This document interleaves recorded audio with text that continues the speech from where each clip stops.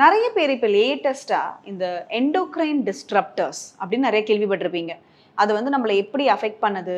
நம்மளோட பிரெக்னன்சிய வந்து அது இன்ஃபெர்டிலிட்டி மாதிரி காஸ் பண்ணுதா? இல்ல இன்ஃபாக்ட் நெறைய ஸ்டடீஸ் எல்லாம் பார்த்தீங்கன்னா, பிளசன்டால பிளாஸ்டிக் பிட்ஸ்லாம் வந்திருக்கு அப்படிங்கிற மாரிலாம் கூட நெறைய ஸ்டடீஸ் இப்ப இருக்கு. நீங்க காமனா இந்த எண்டோக்ரைன் டிஸ்ரப்டர்ஸ் எதுலலாம் இருக்கு அப்படின்னு பார்த்தீங்கன்னா, நம்ம டெய்லி யூஸ் பண்ணக்கூடிய பிளாஸ்டிக் பாட்டில்ஸ்ல பிபிஏன்னு கேள்விப்பட்டிருப்பீங்க. அந்த பிபிஏங்கிறது ஒரு எண்டோக்ரைன் டிஸ்ரப்டர். அப்புறம் நம்மளோட ஃபுட் டே டு டே ஆக்டிவிட்டீஸ்ல யூஸ் பண்ணக்கூடிய பெஸ்டிசைட்ஸ் அதெல்லாம் கூட நம்மளுக்கு எண்டோக்ரைன் டிஸ்ரப்டர்ஸ் தான். இல்லன்னா வந்து அந்த தாலேட்ஸ் அதெல்லாமும் இஸ் காமன்லி ரொம்ப நம்ம காமனா பார்க்கக்கூடிய சில பொருட்கள் எல்லாம் இருக்கும். ஸோ அதுவுமே வந்து தீஸ் எண்டோக்ரைன் டிஸ்ரப்டர்ஸ். ஸோ இது என்ன பண்ணுது நம்ம உடம்புலன்னா, நம்மளோட உடம்புல வந்து அது கலந்து போய் நம்மளோட அந்த நார்மல் அந்த ஹார்மோன் சுரக்கிற அந்த ஹார்மோன் ஆக்டிவிட்டியை குறைக்கிறதுனால மென்னா இருக்கட்டும் விமனா இருக்கட்டும் 2 பேருக்குமே நிறைய இஷ்யூஸ் வருது அப்படிங்கிற மாதிரி ஸ்டடீஸ் இருக்கு.